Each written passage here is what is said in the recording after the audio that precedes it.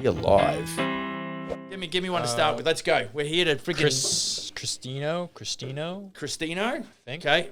24 years old, going to school to get my license and have hardly any capital. Am I in over my head?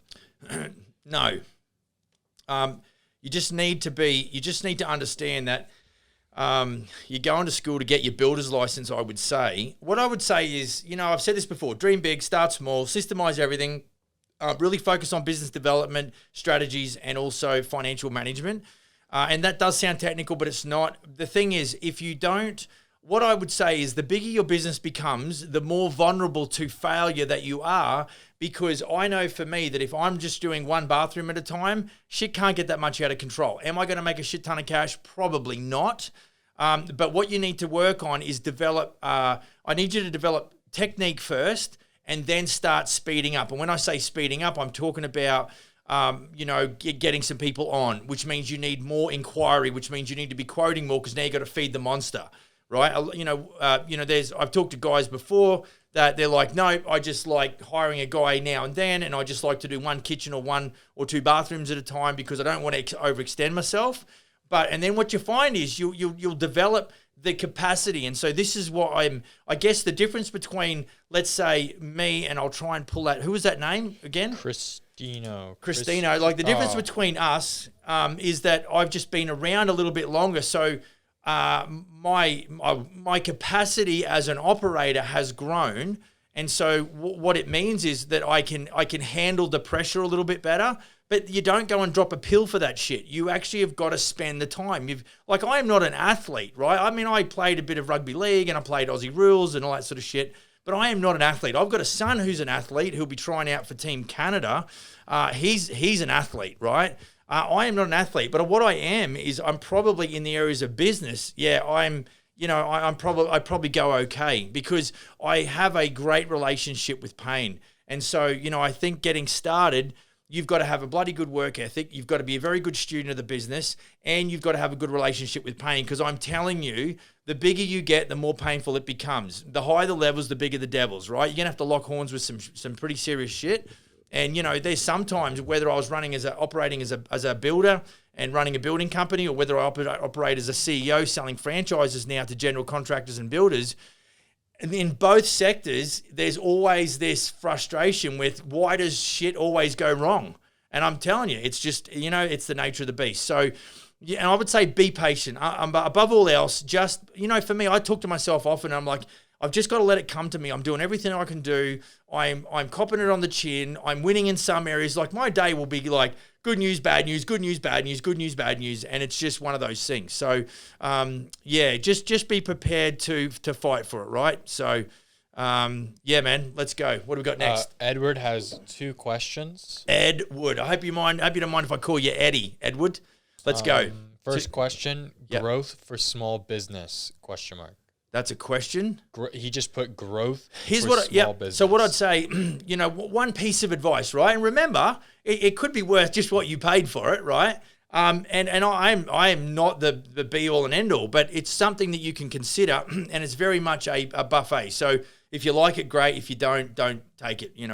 But definitely one of the things that I just recommended to one of my guys this morning is that he's going through a consolidation phase, and I'm saying, right, whilst you're in that consolidation phase, and what that really means is you're working on technique, making sure all of the T's are crossed, all the I's are dotted, make sure people know what's going on.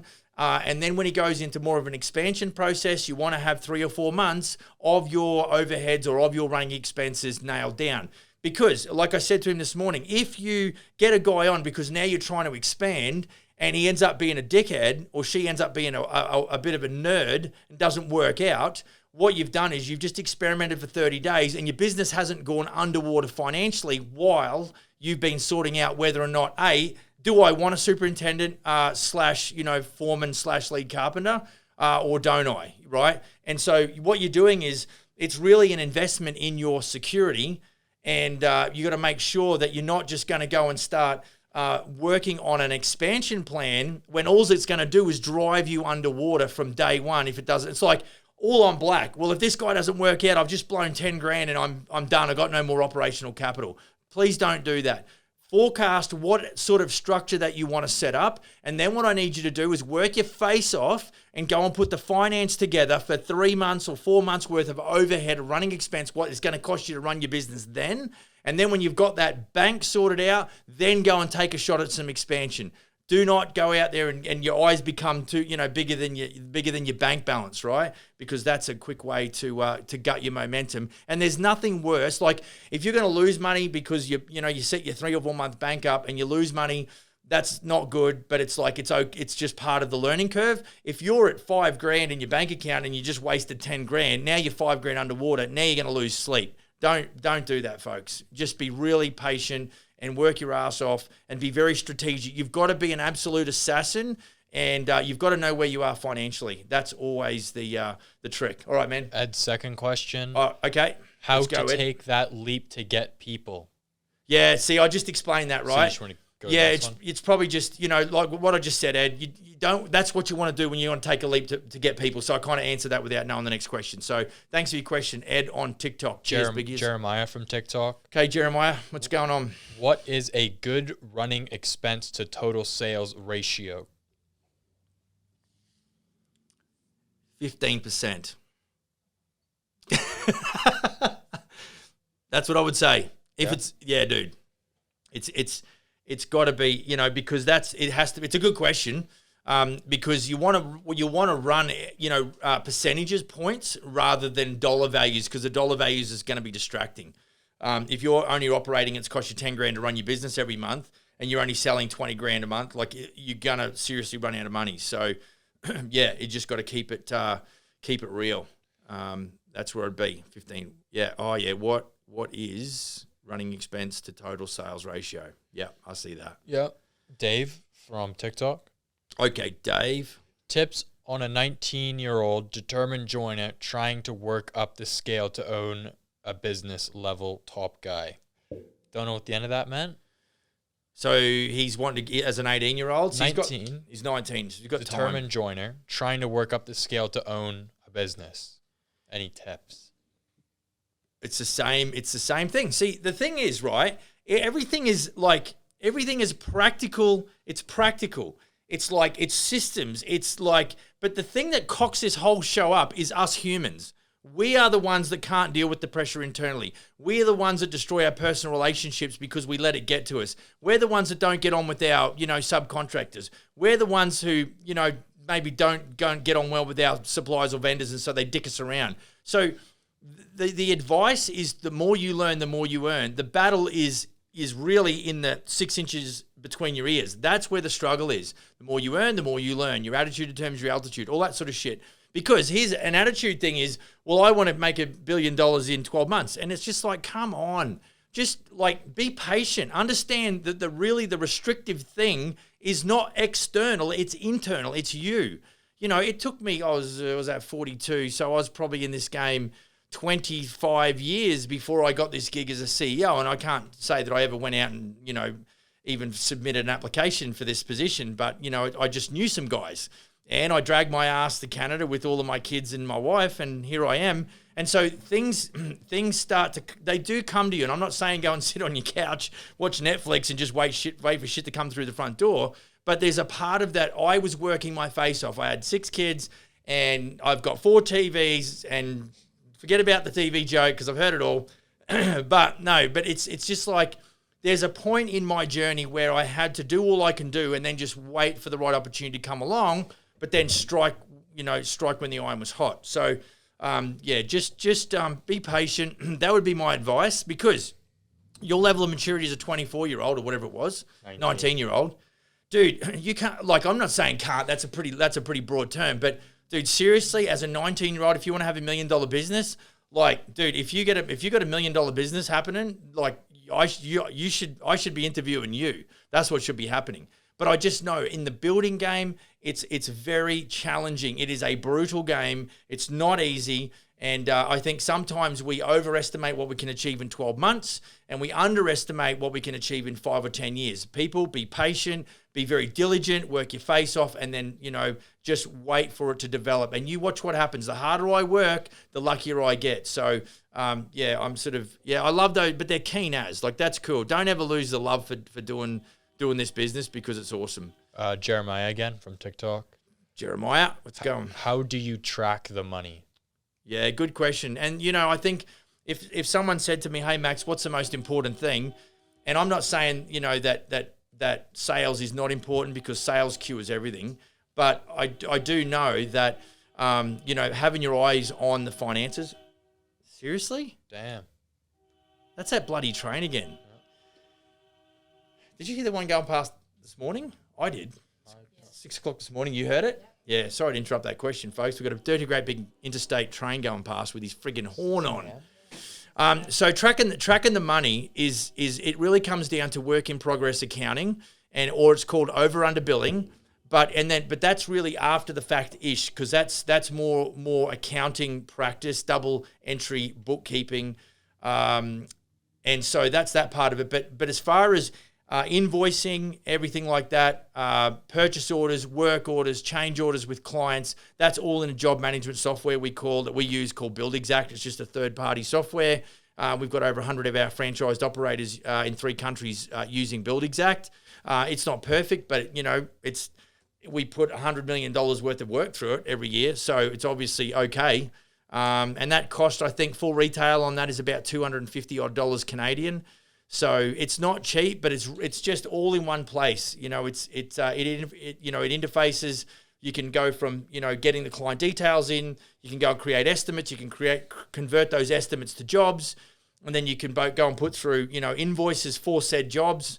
And you can do, if you're into Cost Plus, I think it allows you to do that as well. It manages that as well. It also syncs with QuickBooks. So if your bookkeeper's using QuickBooks, they can do your accounting and reporting as well. So yeah, that's but there's so many out there, but that's the one that we use, and that's BuildExact. BuildX. Exact. X. See? You don't have C-A-T? X. I already wrote it. XACT. All right, sweet as. All right, so you don't have to be that sharp to be a CEO, apparently. All right, what do we got, Dom? What's next, mate? Should you as a GC sub the work out or bring someone on full time to do the work? Yeah, I think it can be a mixture of both. I think with subs you can I guess predict the cost more. So if they give you a quote, let's say an electrician gave you a quote, you can then put a purchase order together and you'll know you won't pay any more for that electrician.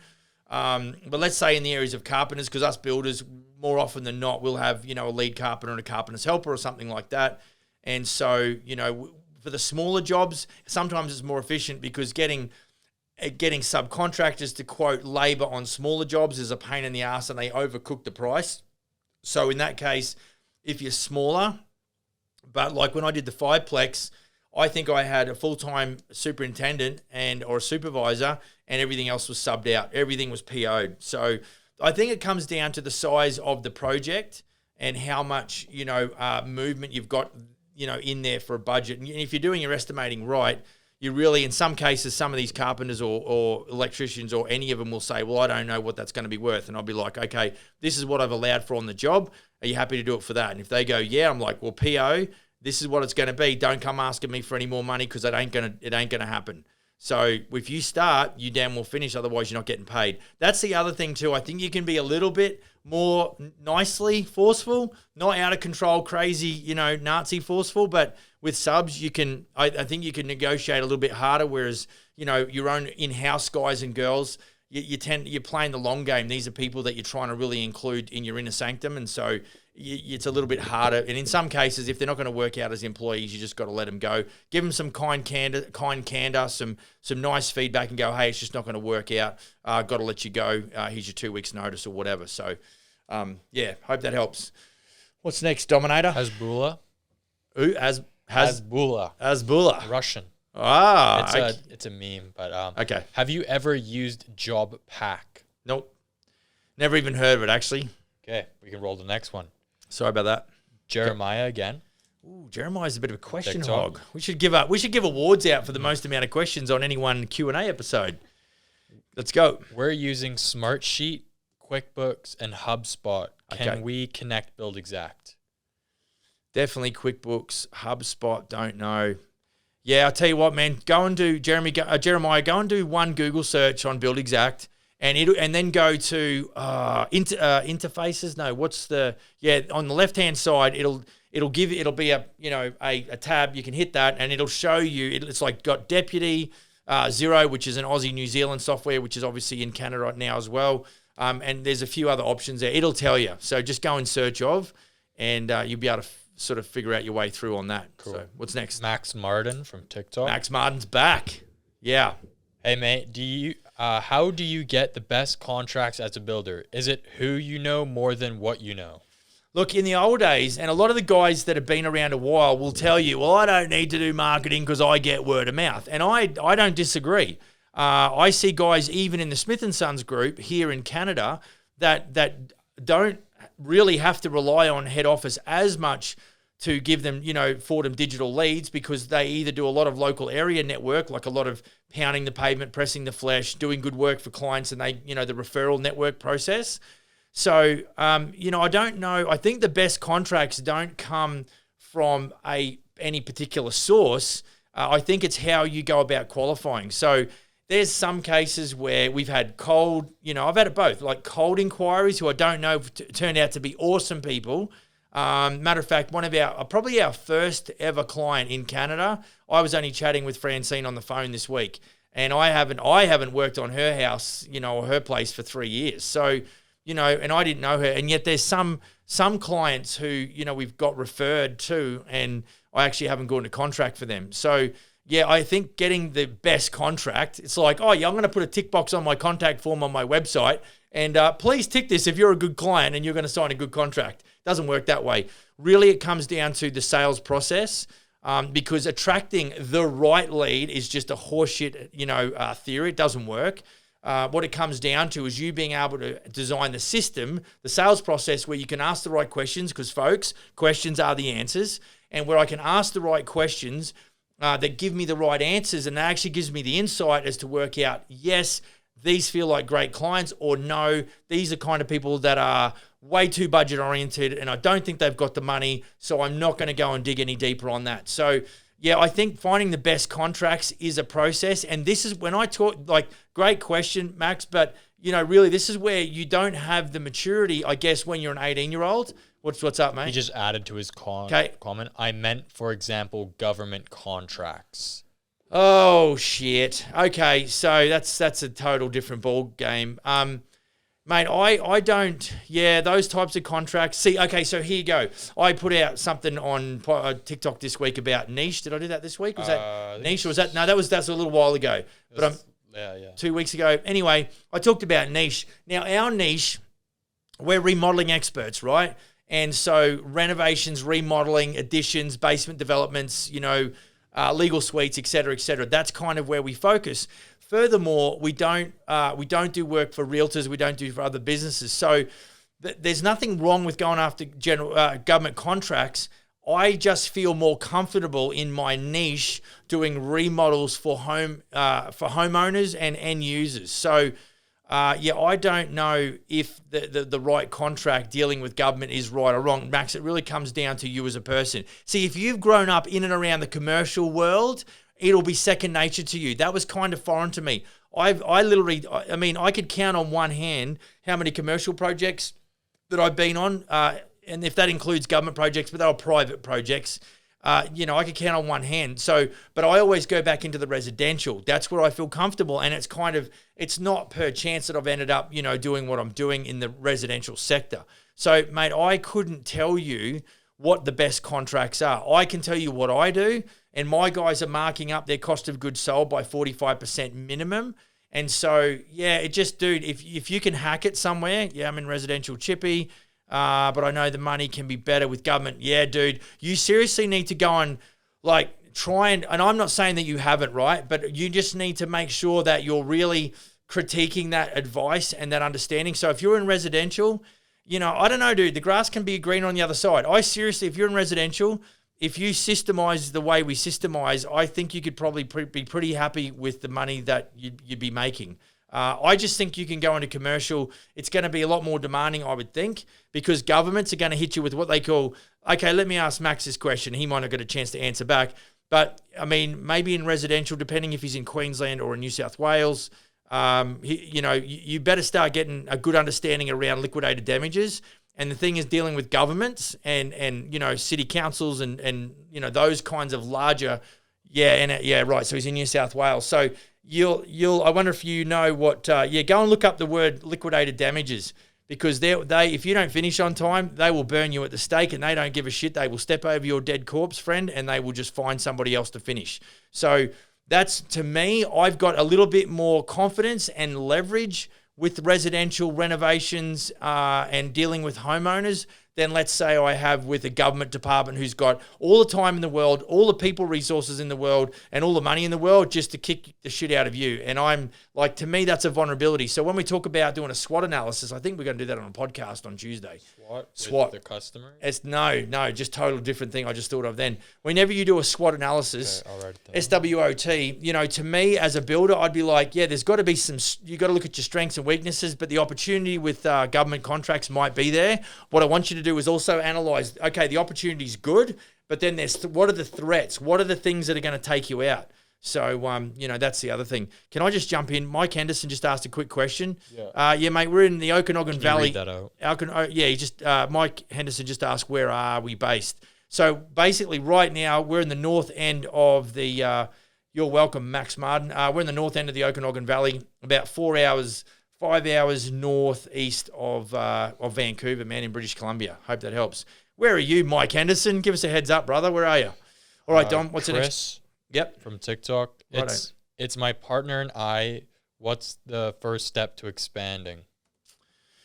Yeah, I should rewind the first question, go back to the start again. But, I think the first step is you make sure, I'd love to know how long you guys have been business partners for, because that'll tell me a story.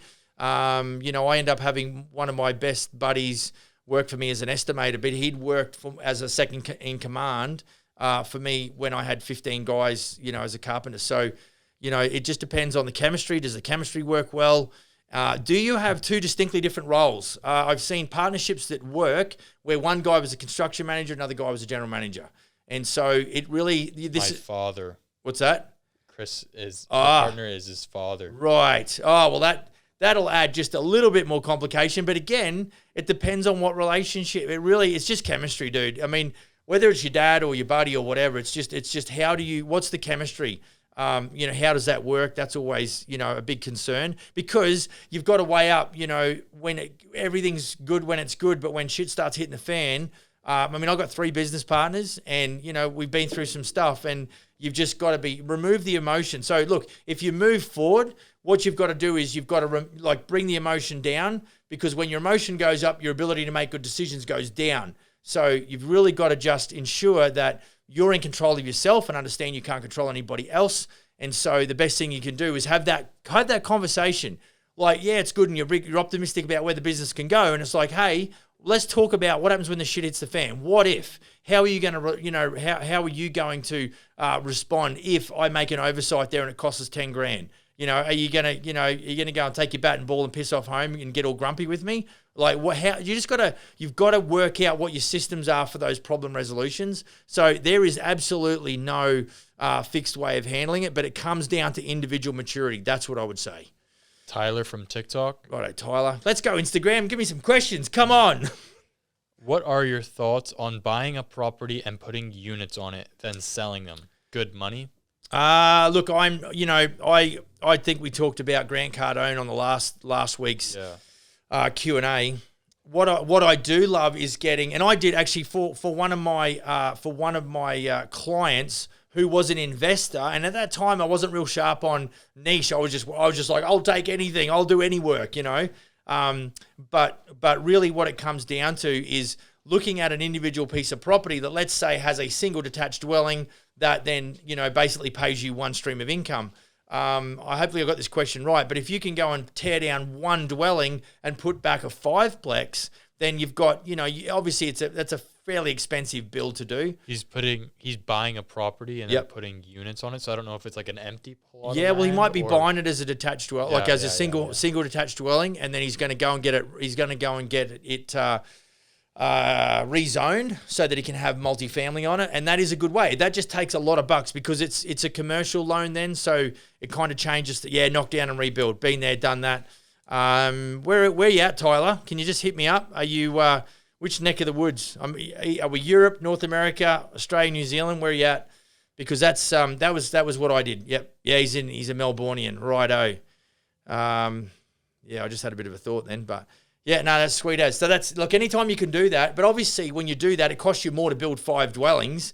But the fact is you can make good income, and then, if you strata it, you can then sell those, units individually. So you might knock down, rebuild, put 5 up, sell 3, keep 2. You've cashed up operational or, capital to go and reinvest, but you're also keeping some income. Really get some advice. I'm not the guy for that. Please just go and double check that. That's just my 2 cents worth, Tyler. Hope that helps, champ. Jeremiah's back. Yep. Does Canada use IRC? It stands for International Residential Code. Yeah, I don't know that. I couldn't tell you that. No idea. Got me. Boom, just like that. I don't pretend to do shit. If I don't know, I don't know. That's the end of that. International Residential Code. Someone write that shit down. I'm going to go and Google that later. Oh, did you? Sweet. I'm getting emails. Way to go. Okay, what's happening? Derek from? This is a comment from one of our videos. Righto. Tips for 23-year-old wanting to get their builder's license. Yeah, I mean, getting your builder's license is the easiest thing that I ever did. Developing a profitable building company, that's where the challenge lies. So there's no real advice. Tyler's just come back and said, yeah, we put 2 units on a 700 square meter block. Righto. I love it when we talk square meters, folks. We're back in the metric land. Yeah, but what do? I put 5 townhouses, Tyler. Get this. I put 5 townhouses on, I think it was 852 square meters. Yeah, that was quarter acre. That was tight. Anyway, for a 23, 24-year-old getting a builder's license, yeah, I think, you know what? I got a builder's license, I think I was early 30s, and I'd been out of school for a long time, and I had to actually relearn how to learn. So, at that stage, I figured I was youngish, but I realized that the whole academic side was super challenge. Yeah, I think if you get your builder's license while you're younger, but don't break your neck trying to go and operate a $2 million building company straight out the gate. Do it. Get your builder's license when you're in your mid-20s because you're still pretty good in the head as far as, academia is concerned.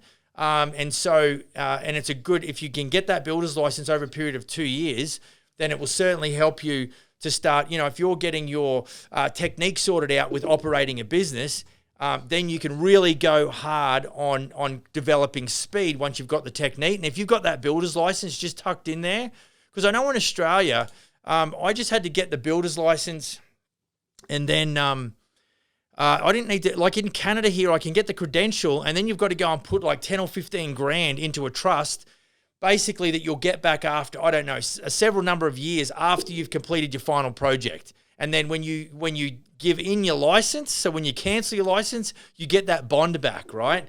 That in Australia we didn't have to do. So yeah, I would just keep that up your sleeve, work on your technique, then start developing your speed over time. So, go ahead. Aussie Jared, from TikTok. Can you explain more about what's in your operation folder? So we've got a few now. On that video that I did on TikTok, that thing is 3 inches thick. It's 700 pages. But this is the other thing I've done. Now, the reason that is developed, because that's actually part of what we have to do as franchisors when we're selling franchises, we've got to have manuals. And in this case, I just went and condensed all of the manuals into one big operations file, right? So in there's our branding guidelines. There's a lot of standard franchise kind of stuff in there. But there's all kinds of everything around the business. And that's why we cover induction orientation on day 1. On day 2, we talk about sales and all of our sales processes. Then we look into estimating and quoting. And then on day 4, which is now 207 slide PowerPoint, is all about strategic planning and business development. And so that's really what is in that operations file. So, and then we break it down into those 4 things. So there's a lot of things, let's say in the induction and orientation, where we talk about client communication, we talk about brand protection, we talk about safety, that there is the only kind of defense that you have in the case that someone gets hurt on your job site is your due diligence and making sure that you've got all your site safety documentation. So there's all of these things which actually have got nothing to do with running a building company, but have got everything to do with running a building company. We talk a lot about, on that day one, we talk about the marketing aspect and, what we do and how we interface and integrate and communicate with our preferred client profile. So that it's a kind of compliment. And then we just dive deep into, matter of fact, I should probably go segments. And I go, right, this is our orientation induction. This is our sales. This is our quoting and estimating. And this is our business strategic planning section. And just to sort of give people a bit more of an eyeball into the breakdown. But essentially what we're trying to do is help general contractors develop, a business off the back of having good systems. And then really all they have to do is be a really ninja operator and find good humans to run the systems, and it makes their life so much easier. Now, I'm not saying that they're going to build a building company where they can go and sit in the beach and, sip martinis watching the sun go down. But what we want to do is create a balance of time and money, right? You want to have the time to spend the money and the money to spend the time. You'll know people who have got way too much time on their hands, but they've got no dough.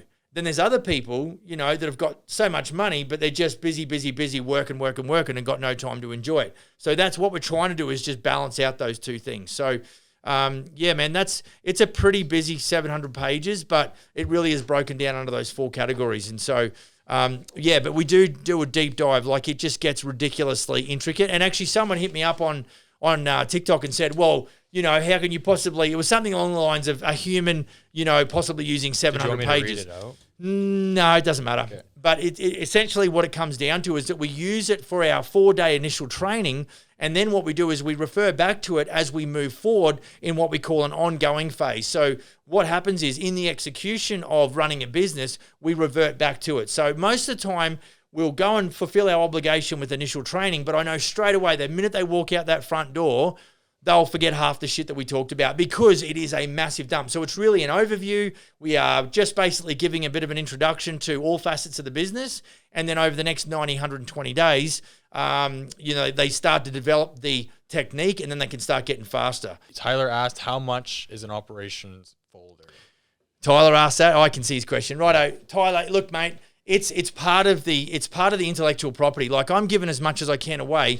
And basically, the 2 things that make the difference is brand and our online, oh, there you go. Oh, no, that's a different one. Is brand and then our ability to market. And so we do a combination with our general contractors. So if I dumped you with the operation file, sure, it'd probably give you the opportunity. But if I did that, I would probably lose my job. So, and I'd have a bunch of, franchised operators absolutely losing their freaking mind. It's like, why did I buy into this? So yeah, mate, that's not even an option as much as, but Tyler's in Melbourne, right? So I could forge it. And, I don't know what the Aussies do. I know what I do here in Canada, but that's it. What else we got, Dom? We've got another question since we can't give Tyler the operations folder. We don't have any in the comments. Well, and the other videos that I did, now that I think about it, the other one there was a client value book. And that was one that I did. If you caught that on TikTok, was it this week, Dom? Yeah. I just posted that. Yeah. Oh, did you?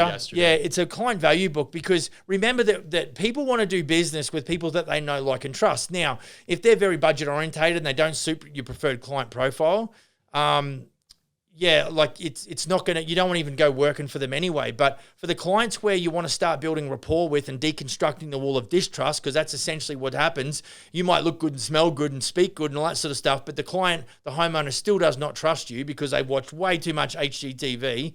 Then you really want to make sure that you can demonstrate the value, because what we're setting up to do is to make sure that when we do projects for homeowners, that we actually get paid what we're worth, right?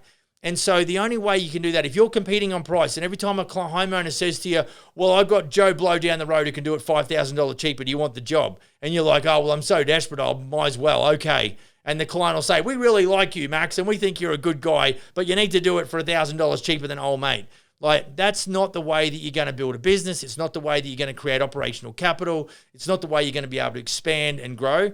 So seriously, you need to sort of be able to demonstrate the value. Now, that book might be maybe the second meeting that I have with them once I've figured out. So in that first meeting, it's just about me hitting them with a few questions, getting an understanding of the project, maybe giving a basic sort of budget price range as to, how it's going as far as what I think the job's going to cost.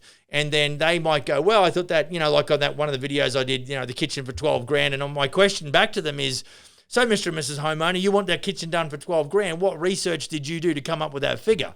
And then I just wait and see what they say. So, it's certainly the way that we do it, and using that value book. In other words, it's got everything in there. It's got your occupational health and safety, all the certificates, some of your credentials, perhaps. It's got some references that'll be happy to talk to some of your clients. It maybe's got some written testimonials from those clients and other clients. Like everything where they can really start to build a profile of your professionalism. If you walk in there with nothing, their understanding of your level of professionalism is nothing. So you have to go and give them something to do. So, and something to research. And of course, then it comes down to your digital presence as well. Because a lot of that stuff that I'm talking about is a bit old school, which is why the operations file that's 700 pages long is all digitized. It's all PDF. It's all on the cloud. So if our guys want to go into our training platform, they can go in there and find that digital version of that checklist. And if you're like Michael Miller, you love throwing that to notes on your freaking iPad, and he's a bit of a ninja when it comes to converting those PDFs to actually operational checklists, which is awesome. What's that? Keynote from TikTok. Oh, yeah. Keynote. Righto. Hit me. Best way to quote in today's market. Look, and here's something, best way to quote in today's market. Right. I think this is the other downside with the 18 and 24-year-olds that want to get a builder's license and go into construction.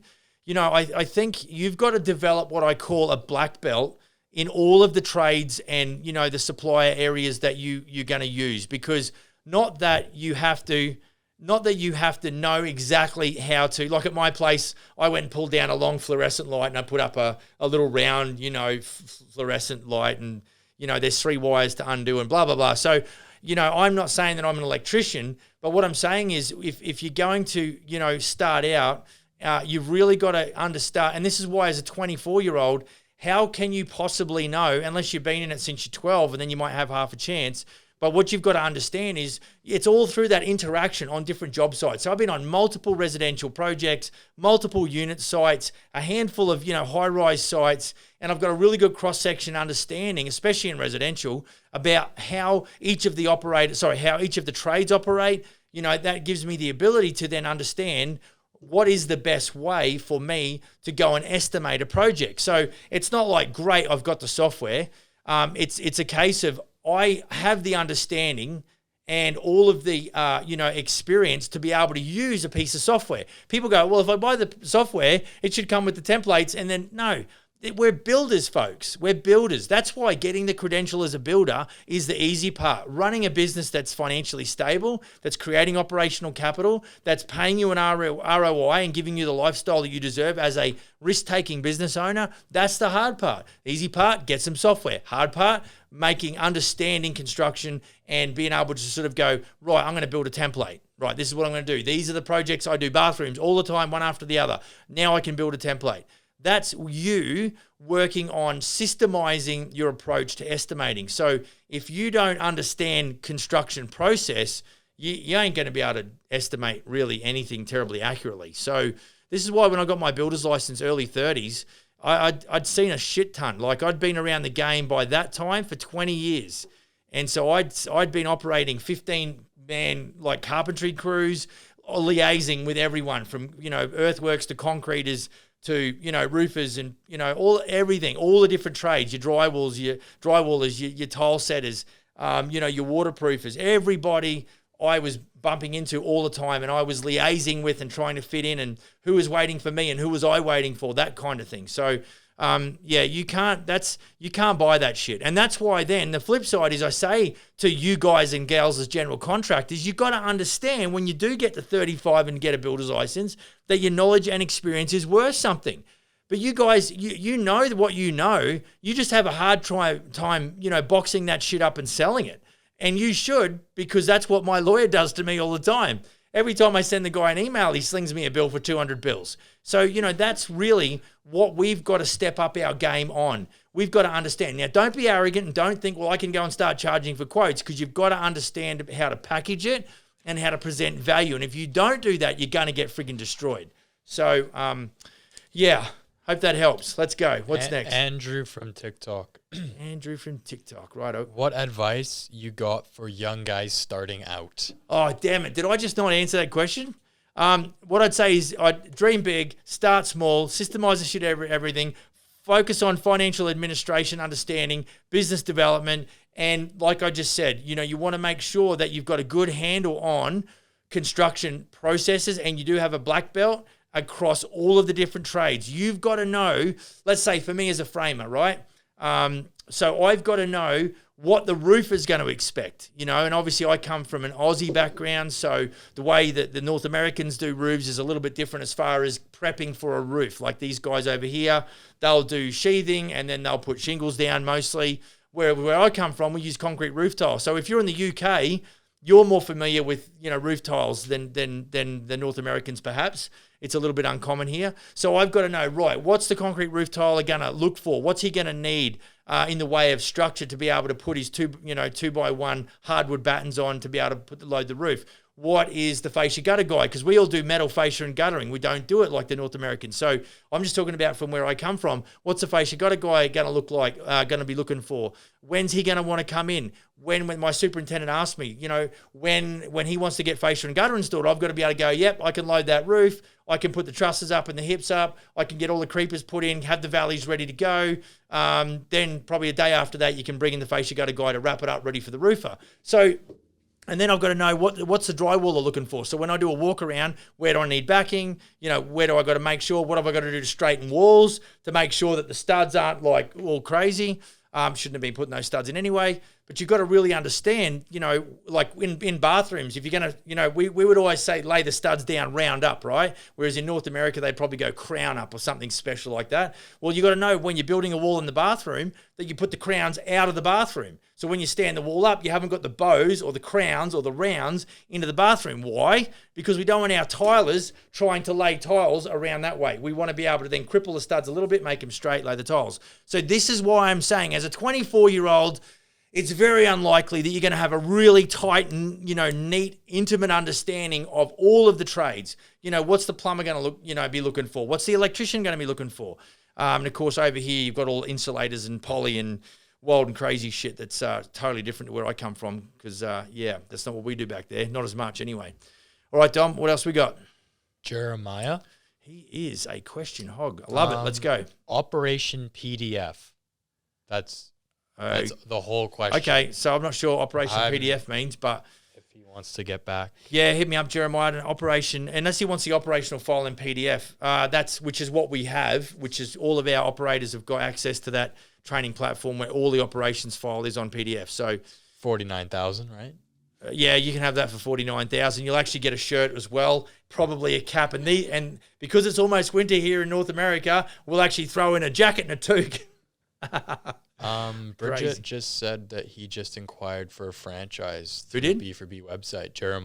Jeremiah, I'm looking forward to chatting with you, bro. I'd love to know. Jeremiah, just tell me where you're from, champ. Give me a bit of a heads up. I mean, Bridget probably already knows that. That's if he hits us up.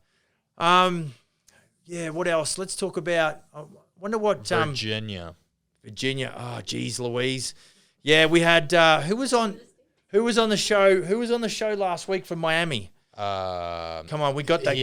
He just had a USA emoji. Did he? We didn't get a name. He was slim to shredded or that's right. Skinny to, slim to jacked. Slim to jacked. Yeah, something like that. Where is slim to jacked? What's going on? Yeah. Anyway, we're set to go in the States. We've got all of our legal. Sandy Castillo from Miami. Sandy Castillo from that was his name. Righto, we give him a shout out. But, so I don't know where we're up to with that. But, we've got, I think our legal counsel's in New Jersey and we're all set up in Texas. So we were just getting through this whole COVID, phaser play. and we'll make a move down there. But we'll just keep talking to you, Jeremiah, and we'll see what happens, mate. But yeah, I'd say early next year we're going to make a move. We'll just see how this year finishes off and get cracking. What other subject matter are we going to yap on about here, Dom? We are onto the sheet. Okay, let's go. Give me something to talk about to these folks. What do you do when a client refuses to pay?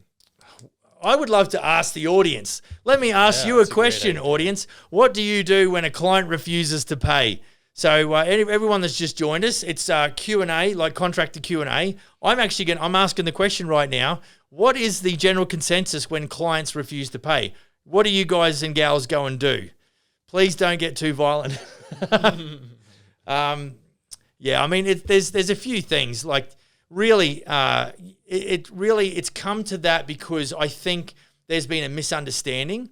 And so you really got to make sure that you, along the way, this is why I say to my guys, is that you got to start well. And I've never had a bad first meeting or even a bad contract signing. Where things can get a little bit tricky is when all of a sudden the client maybe asks something that's in the gray area, and then really, I'm like, no, I don't have to do that. And then you've got a decision to make whether you're going to butt heads, lock horns, and then start thinking, Jess has just said file for a lien, stop work, place a lien. These North Americans love these bloody liens, eh? It's unbelievable. And tell me this, guys, what happens if the client, I know of one job, and I won't be too specific, but this is $1 million property, and this guy owns this outright. And I know a builder where they were at loggerheads and there was a disagreement and they were fighting over the final payment, funny enough, and the builder goes and liens it, and the client said to me, I couldn't give a rip, I ain't selling the place. Lien away. And guess what? You got to pay for that lien. So I think a lien works. It's just not, in some cases when you're talking about, $1 million homes where clients own them unencumbered and it's cash, the lien is not going to phase them. Matter of fact, they'll just sit on it until whenever it was a pretty nice, it was a pretty nice house actually. So, stop. Bless you. So, look, I think what you want to try and do, I think let's try and take it a bit serious. If there is, you've got to figure out, A, why there is a conflict, and B, what is the compromise? I'm telling you, you're not going to get it your way, and you're certainly not going to give everything to the client that they want. So both of you want to get away from this and get on with your life. So it's like, okay, what is the compromise? And it's going to come, you're going to be so far apart, but hopefully over time, you will start to work to a point where you go, okay, I'll give a bit, you'll give a bit, I'll just take it and move on. Matter of fact, I've got one guy at the moment that had an issue with a cabinet maker supplier, and the cabinets, I think the cupboard doors or something there was a couple of them that were just a bit off color. And that's what my guys had to do. He was not responsible for the color of the cabinet, but this cabinet maker who decided to just, not get involved and walked away, he's owed money, just by the way. So there's a little bit of plus and minus, but I know the operator really had to. He's in the process of negotiating, and it could cost him between $3,000 and $5,000. He's owed 10, and he might have to give a third of that up or maybe more. So it's just like sometimes the energy that you expend, that good creative juices into something which is just a drain, sometimes is not worth it. And then, of course, if you go into the lien process, you've got to maintain that lien indefinitely until such time as you get your money, unless it's commercial. And then, obviously, if they're got here's where you might win with the lien, is that if they're relying on a financial institution, I don't think the banks are going to give up the money until that lien's cleared. So that definitely works on commercial. Residential, when you've got a pretty, clean set of heels. Tyler's just, okay, because now Tyler was from Melbourne, yeah? Yes. Yeah, yes. Okay, so that's why he's asking. Yeah, Tyler, I'm with you, bro. When I first come here, I'm like, what the hell is a lien? Go and Google it, and that's another thing, going back to who was wanting to buy the ops file. That was Jared, right? In the ops file, we print out, actually, I'll tell you, here's what I did. The lien legislation or the policies, it was actually delivered to me on PDF from my lawyer, because I talked to my lawyer about, obviously, the building contract, and as part of him drawing up the building contract that all of my general contractors and builders use, he sent me this, I don't know, it was 12 pages or 16 pages to do with the Lien Act. So it's a piece of legislation that is, I think it's designed around trying to ensure that subcontractors get paid where the builder doesn't take the money from the client and then doesn't pay the subcontractors. So the subcontractors go and put what they call a lien on that piece of property in hopes that they will actually, force payment from the builder or probably the client, depending on who the sub's working for. So that's what a lien does. Go and Google it, Tyler, because I'm not a lawyer.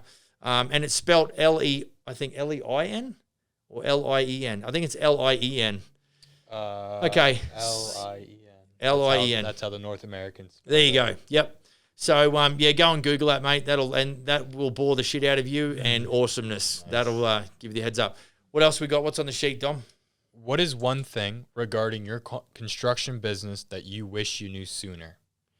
To be patient and not to outrun your supply line. And I think taking those chances, like we started out the show talking about the superintendent, and not putting together, let's say if my business was going to cost me $15,000, a month to run it, not taking the time to do the little jobs, really get my technique sorted out, be putting aside monies so that if I wanted to expand the business, I could, but I could do it with a very strong cash positive position. And so that was what I did. I think I was taking too many risks too early and making my life completely miserable because I didn't have the bank to back up my balls. That's it. I'm like, oh, she'll be right. It'll work out. And I did get lucky. I bumped into a supplier at a home show. He recommended me, he gave me the number of an investor and I ended up building a $1.1 million townhouse development. So in sometimes it can come off, but that's fairly unique, and that's certainly not a method of operation that you'd subscribe to as an absolute process. So that would definitely be, for me to look back, I'd go, I need to be more patient. I need to be more calculated. That's what I would say. Think about the business development side, right? And you know what? If you don't know what you don't know. So unless you've got someone flapping their gums, maybe like I'm doing, at least knocking the lid off a few things and giving you some insight. How do you know? Like where, what's that? Is that something on? How do you know? How do you know? Isn't that a TikTok thing? Anyway, forget about that. Don't know. Anyway, disregard that bit of bullshit. But yeah, like if you don't know about, you know the one I'm talking about. How would they know? How would they know? They would. How would they know? They would. Oh, that's some funky shit. See, I have those moments like ding, like freaking squirrel off. How would they know? But yeah, that's really what it comes down to is just figuring out what I actually need to do. That's why a lot of the questions are early days and what do you think about this and what do we do? What's the next step? So you can do anything you want if you've got a big enough bank. That's what I would say. If you've got a big enough bank to just cock it up, go ahead, try. Because you know what? That's like paying for a university degree. But if you're limited resource and you go and take a big risk, dude, you're done. Like there is no coming back from that shit. You're going to go bankrupt. You're going to have to sit on your hands for 2, 3, 4 years or whatever. I think it's worse in Australia. It's like 7 years before you can get back into business ownership. So just, if you've got time, and I think anyone that's, still wanting to have a crack, I think we've all got time. You just don't have to dominate. You've got to be persistent and you've got to really be consistent in your approach. You've got to educate well, but you've got to make sure that you're not outrunning your supply line. Hitler did that in World War II. He went across the Western Front and literally winter showed up and all of a sudden he ran out of diesel, ran out of food, and it was getting friggin' cold. The Germans were walking away from the tanks. They actually were on a roll. I don't know if that wasn't Blitzkrieg, but they were on a roll in the Western Front, and they basically run out of puff. That's what I'm talking about. Don't outrun your supply line, because if you do, your business will die. Simple as that. And you'll have to go back working at Home Depot, or you'll have to be on wages for $26 an hour working for somebody, or 32, or whatever you think you can get. And that's the only way you're going to really be able to keep your nose above water just to pay the bills, which will kind of be miserable. But in that time, if that does happen to you, let's say it does, and you go and outrun your supply line, here's what I would suggest. You got to pick yourself up, lick your wounds, cop it on the chin, do your time, but think about what you did wrong. And I am telling you, you will probably come back smarter because of it. So that would be my advice in the event, there's a failure. So what else? We got anything on the sheet? Do you just want to ask anybody if they have any questions? Righto, folks. We might start thinking about wrapping up. If you've got any questions, and if you dare, there's 14 people in the live, but like in the which live in the TikTok? In the TikTok, but we're not getting any questions. Righto. So they just I can pick up the guitar and serenade them. Ha ha ha. No, I won't do that. But yeah, definitely if you're in Instagram there or you're in TikTok, then hit us up because we will give it a second and then we will probably call it a day. Yeah, I'll get. Is that an Eli question? Yeah. Yeah, let's go that. If you want to read that out. Yeah, feel like. All right. So Eli's question from TikTok is: feel like I'm never pleasing customers with my time frame. Any suggestions? Righto, Eli. Good question.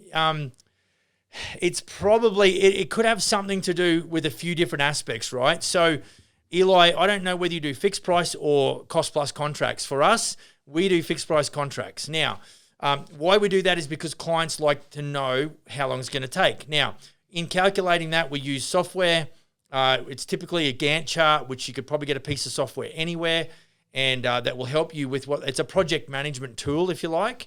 So what it tells me, Eli, now you might have consistently the same sub-trades letting you down. Therefore, they're compromising your completion date. You've got to get rid of those sub-trades or you've got to tweak them and let them know that, hey, bro S, you're costing me time. I keep blowing out my deadlines with clients and they're freaking crucifying me. If you do it again, I've got to let you go. I've got to find another electrician. Or you just go looking for another electrician and basically on the next job, just not invite the other guy back for a quote or whatever. That's probably, and then the other thing is maybe you're being too optimistic, right? And I'm all about, what I talk about is set boundaries, manage expectations. So don't tell a client you're going to be finished March 30 when you really think, well, I'm just trying to do that to make it sound good so they're happy, but I really know I'm not going to be done till April, May. Well, just don't do that. So, setting the boundaries, manage expectations. So your time frame suggestions, it really comes down to knowing, and this is where, let's say we go back to the 22, 24-year-old builder, they don't have a really good understanding of how long shit takes, and especially after COVID, supply chain issues, all that sort of stuff, you're really not really savvy as far as how long shit takes to do. So you really got to then understand, to not piss your clients off, you've got to be able to sort of make those allowances within your scheduling program. And that's why you can't really sit there and just kind of go, well, I think it's going to take me 3 weeks or 6 weeks or 9 weeks or whatever. You've really got to be relying on some software to do that. Look, if you keep going back to clients and saying to them, well, I know I said I was going to be finished this week, but now I'm not going to be finished till next week, and you do that 3 times, they're going to be really pissed because what you're doing is you're not a professional operator. And so you're definitely not going to make them happy enough to get a video referral or a video testimonial, and you're certainly not going to get a referral out of them. They're going to be like, don't go near that guy. He just didn't finish on time. So, really there's a lot of structure. Now, something I haven't mentioned, Eli, this might be a good one if you want to do this, champ, is you can email me at max@businessforbuilders.ca. That's max@businessforbuilders.ca. If you want to ask me one question, put it in the subject line, hit me with a bit of a question, and I'll get back to you in due process.